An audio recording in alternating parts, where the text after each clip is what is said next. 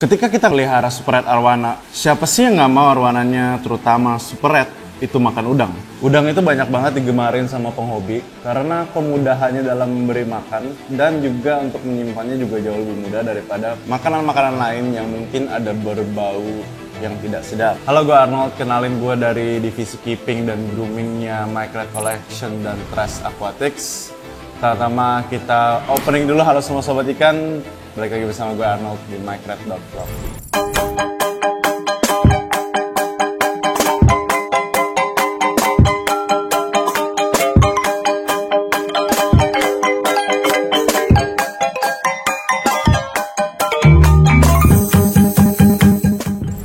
Untuk kebanyakan arwana super red, mungkin makan udang itu bukan suatu masalah yang susah. Tetapi untuk beberapa ikan dan beberapa penghobi yang cerita ke gue juga, makan udang ini adalah suatu hal yang menurut mereka itu adalah punya level kesulitannya sendiri. Dan kalau ditanya kenapa bisa sesulit itu, ya memang jujur kadang karakter ikan saja jawabannya. Tetapi kalau gue pribadi setelah beberapa tahun ini melihara arwana, gue lumayan yakin bahwa semua arwana itu bisa ujung-ujungnya makan udang. Karena gue udah dapat beberapa kasus. Dulu gue pernah dapat disuruh grooming satu short body, ya. Short body ini dari pemilik sebelumnya itu dibilang bahwa ikan ini tidak pernah bisa makan udang. Bahkan setelah lamanya 6-8 bulan dia pelihara. Tetapi itu semua berubah seiring kita grooming dia selama 3 bulan. Caranya seperti apa dan gimana prosesnya, itulah yang akan gue sharing ke kalian hari ini. Dan ini adalah kesempatan gue mungkin untuk berbagi ke kalian gimana hari ke hari gue merawat arwana-arwana di sini. Gimana cara proses merubah makan mereka dari yang bukan udang menjadi udang. Karena kadang untuk beberapa ikan ini adalah bukan proses yang sehari atau bahkan seminggu udah kelar. Jadi konten ini gue dapat itu dari penghobi, teman-teman penghobi yang mungkin kita ada di grup bareng ya. Kalian juga bisa tulis apa yang menjadi keluh kesah kalian di kolom komentar. Mungkin gue udah pernah ketemu penyakit yang sama, problem yang sama saat ngerawat ikan-ikan di sini. Dan kita bisa sharing melalui video-video seperti ini. Jadi pada dasarnya aslinya ngasih makan ikan itu adalah bagian paling seru ya, ketika kita pelihara arwana ataupun ikan predator lainnya. Cuma kadang kebahagiaan itu nggak bisa tercapai karena kita mungkin punya masalah kayak, bro, gue susah banget nih ngasih makan udang ke ikan gue susah banget ngasih makan, kok ikan gue nggak pernah mau makan ya gitu ya. Kalau buat gue, karena gue sering banyak dengar dari penghobi juga ya, mereka itu ngasih makan maunya udang, mereka stop makan yang lain tuh, bener-bener stop gitu ya. Ini gue bawa ulat dan gue ada kecoa lagi disiapin juga. Kalau menurut gue ikan itu selalu mendingan makan daripada dia nggak makan sama sekali atau kita paksa puasa gitu.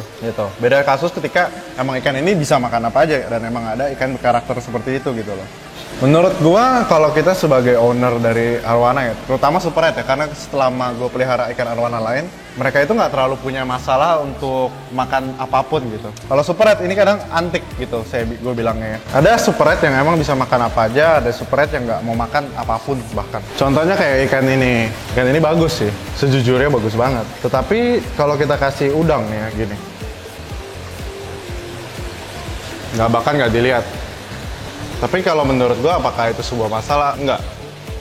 Satu, ini ikan besar contohnya, ya kan? Dia mungkin bisa pilih dulu makanan yang dia mau gitu. Dia lebih suka ulat, dia akan lihat ulat dan dia akan makan ulat gitu. Nggak masalah, daripada kita puasa ntar mungkin jadi cakil kayak. Apalagi kadang ada beberapa pernah dengar juga dari penghobi, gue puasain ikan gue lama banget nih biar dia makan udang ya. Mungkin akhirnya makan, tetapi anatominya lari duluan. Kita kasih nih, misalkan ulat kedua. Makan, nggak ada masalah gitu.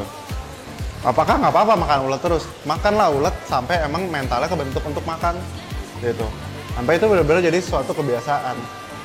Dan itu dia makan udang gitu. Lihat kan tadi udang pertama bahkan dia nggak mau sentuh gitu. Kadang butuh trigger atau pelatuk yang pas aja buat rubah ikan jadi makan udang gitu loh. Ini udang kedua, kita tunggu muter. Kenapa harus tunggu muter? Karena lubangnya di sini, kita nggak mau dia terlalu lari-lari kemana-mana. Dia harus tahu tempat kasih makannya. Bang, kenapa katanya bagusan kanan kiri makannya? Iya memang bagus, tapi kan kalau mental begini, tuh mentalnya masih lambat. Belum bisa kita hajar kanan kiri kayak ikan yang udah bermental lumayan bagus gitu. Nah, saya kasih seling ulat, nggak apa-apa. Karena dia udah cukup good job untuk makan 2 udang di waktu yang sama. Sedangkan udang pertamanya bahkan nggak disentuh. Ini udang lagi, spread, dia makan lagi. Nah sekarang tinggal makan satu lagi, dia udah makan porsi full. Dia makan total 3 udang, 4 ulat. Cukup, ya udah. Jadi nggak segalanya tuh harus dipaksakan sampai ikannya tuh kayak berasa kesiksa gitu. Jangan. Tetapi pada nyatanya juga ada alasan kenapa gue lebih pilih ulet dibanding gue coba pakan yang lain. Emang kalau ada kasus yang parah banget ya memang harus ke pakan yang lain seperti jangkrik atau kecoa yang lebih benar-benar wangi atau aromanya tuh ada di air. Karena ulet ini sama udang memiliki sifat yang sama, bukan dari segi dagingnya, dari apa ya, tetapi secara mereka tenggelam di dalam air aslinya. Gitu. Jadi tidak akan susah untuk menipu mereka ketika mereka lagi lahap-lahapnya makan ulat, tiba-tiba gue ganti ke udang. Itu adalah cara yang aslinya sering banget gue pakai sampai hari ini. Dan untuk beberapa ikan malah ada tahapnya kayak gue kasih jangkrik 2, kasih ulat, makan lagi, baru masuk udang. Yang terakhir, bukan berarti teknik puasa itu buruk juga, bukan. Gak semua ikan kalau dikasih puasa tuh jadi ikan yang agresif tiba-tiba. Betul, mereka akan lebih agresif karena mereka lapar banget. Tetapi ketika mereka kenyang, gue ngerasa kadang tuh ikan itu sifatnya jadi lebih ke, ntar gue akan dikasih makan juga. Jadi ada kalanya mereka jadi kayak kurang mantep gitu loh mentalnya. Kalau gue lebih memilih untuk emang membangun mentalnya dengan memberi pakan yang lain.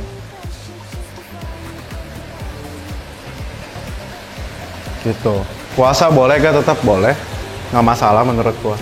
Tetapi harus dibatasin. Kalau gua maksimal puasain ikan tuh 2-3 hari. 3 hari lah. Beda cerita dengan puasain ikan besar yang baru datang ya. Kalau misalkan gua kedatangan ikan besar di ruangan grooming atau apapun, gua akan memilih untuk mengambil waktu kurang lebih 1-2 minggu. Karena ikan besar itu susah lari komposisinya, apalagi dia di atas 60 cm. Ini sebuah tips juga sih aslinya. Kalau ikan yang mentalnya modal lumayan bagus, bisa kita buka-buka nih begini. Tapi kalau ikan yang mentalnya tempe-tempe, wah, jangan berharap kamu bisa buka-buka.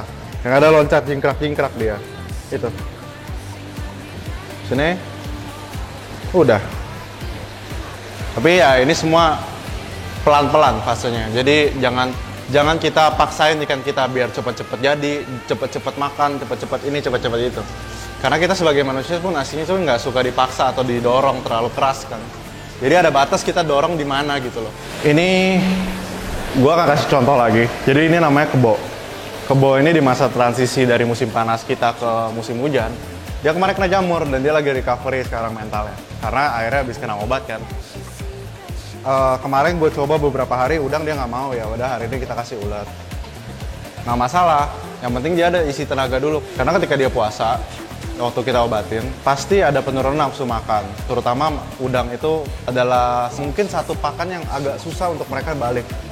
Gitu. Tetapi kalau mereka dilatih pelan-pelan, pasti balik lagi. Gitu.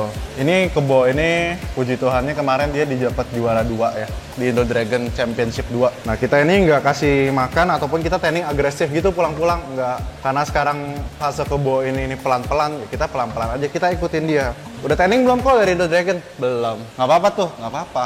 Karena kita belum ada aim juga ataupun tujuan kompetisi baru lagi gitu loh. Dan akhirnya dia bisa makan udang hari ini. Ini hari pertama dia makan udang. Setelah dia sakit 6 harian kurang lebih. Jadi setelah kita lihat cara-cara yang gue lakuin tadi, mungkin cara ini bisa bekerja buat lu dan mungkin juga bisa tidak. Atau mungkin membutuhkan waktu yang lebih lama.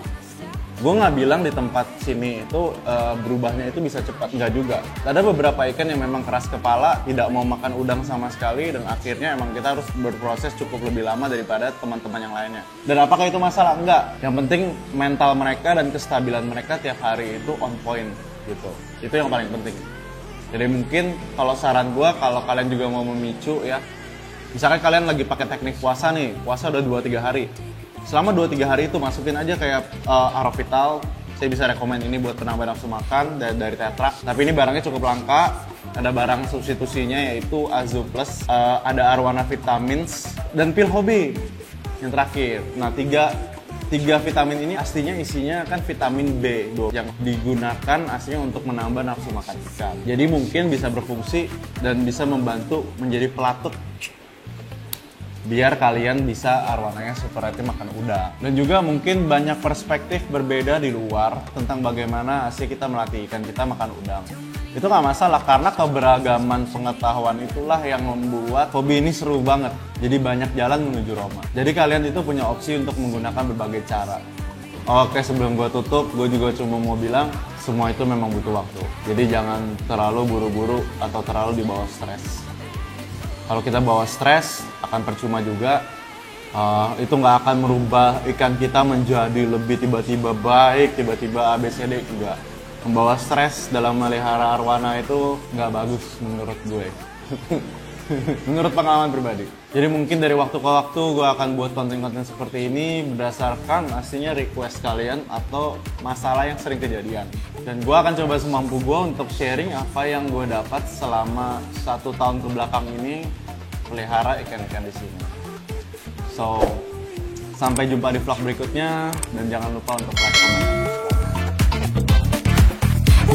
dan subscribe.